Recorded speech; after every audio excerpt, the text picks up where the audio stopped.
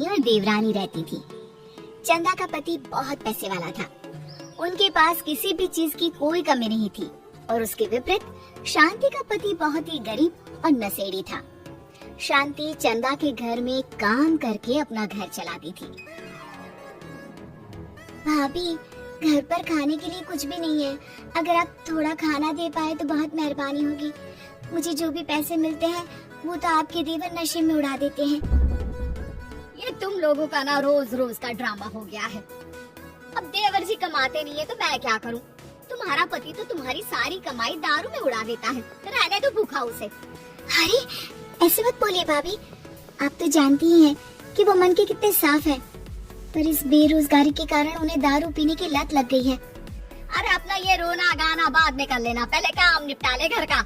मेरा और टाइम खराब ना कर। जा गेहूं पीस ले, फिर तुझे कपड़े भी धोने हैं। शांति रसोई घर में जाकर गेहूं पीसने लगती है। पीसते पीसते कुछ गेहूं वहाँ कपड़ों में गिर जाते हैं, जिसे देखकर उसके दिमाग में एक आइडिया आता है।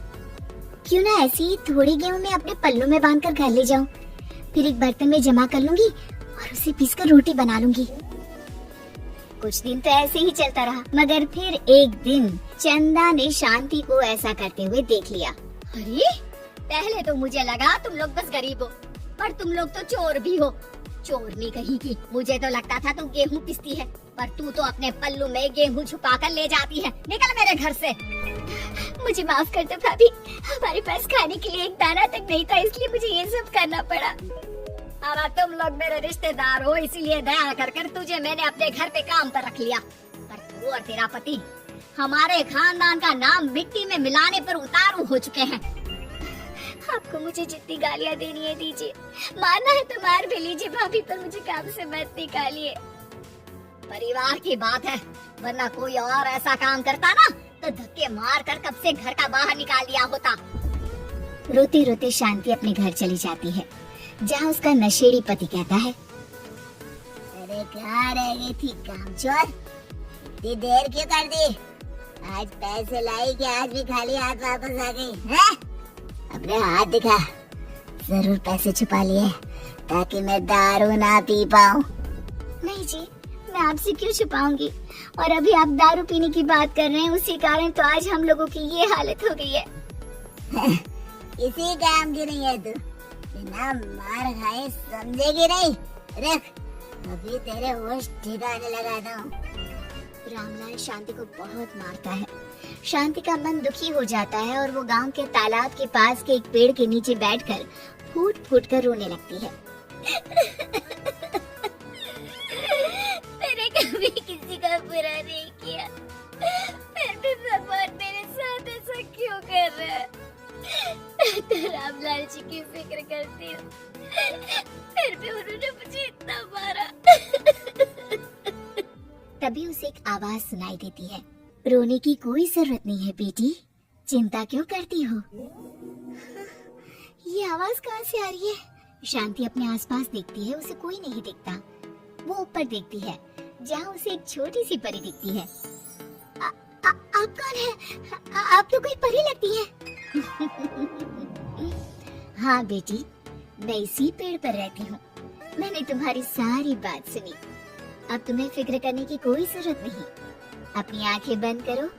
शांति आंखें बंद करती है और जादुई परी अपनी छड़ी घुमाती है। उसकी छड़ी घुमाते ही पेड़ के सारे पत्ते सुनहरे रंग के हो जाते हैं।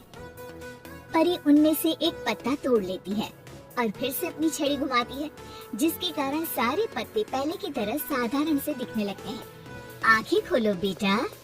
लो, इस पत्ते को ले जाकर अपने तकिए के नीचे रख देना। ये तो एक साधारण पत्ता है, इससे क्या होगा? ठीक है, अगर आप कहती हैं तो मैं इसे रख लेती हूँ। शांति उस पत्ते को लेकर अपने घर जाती है और अपने कमरे में तकिए के नीचे रखकर सो जाती है। सपने में उसे वही पेड़ वाली जादुई परी दिखाई देती है। बोलो शांति, क्या चाहिए तुम्हें? मैं चाहती हूँ हम बहुत अमीर हो जाएं और मेरे पति नशा करना छोड़ दें, उन्हें कोई काम भी मिल जाए। कल जब तुम सुबह नींद से जागोगी, तुम्हारी इच्छा पूरी हो गई होगी। अगली सुबह शांति नींद से जागती है, अपने आसपास का नजारा देखकर चौंक जाती है। उसके बिस्तर पर चारों तरफ सोने चांदी रखे हुए थे।